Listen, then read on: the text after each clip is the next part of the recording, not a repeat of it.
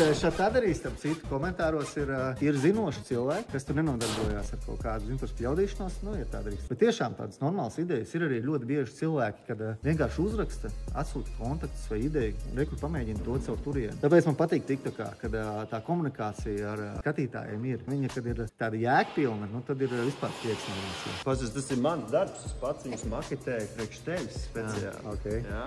Kas tur rakstīts? Es kā grafiskais dizainers, reku paskaties, spēlēts rack specification, tad cik katrs, cik tu vari katru palašu vienību, cik ir smagu var likt, jā, tad tona tā ir uz vienu palašu vietu, tad norādīts, cik līmeņi tev ir, kāda ir izmēra. Jā. Tas ir tā doma, ka tavs darbinieks, ja viņš krāmē, lai viņš zina, cik drīkst likt. Mēs sūtam arī tos plauktus kaut kur izturīgākus, vai viņi visi vienādi ir. Jo mums jau tās kaut kur ir vieglākas. Ir vairākas sērijas tiem plauktiem. Principā tu vari arī kādreiz ietaupīt kādu kapeiku, jo tu zini, ka tev tur vajag vieglāku kravu, ja? Patiesībā jā, jo tur, man liekas, tā kravnesība bija no 500 kg uz palašu vietu, un tur jau tālāk jau gāja jau tur tonu, pusotru. Pieņemsim, mums noliktavā ir super baigi izturīgie plaukti. Cita sērija, vēl lielākas, spēcīgākas kājas. Lūk, tā kā ir arī tāda opcija.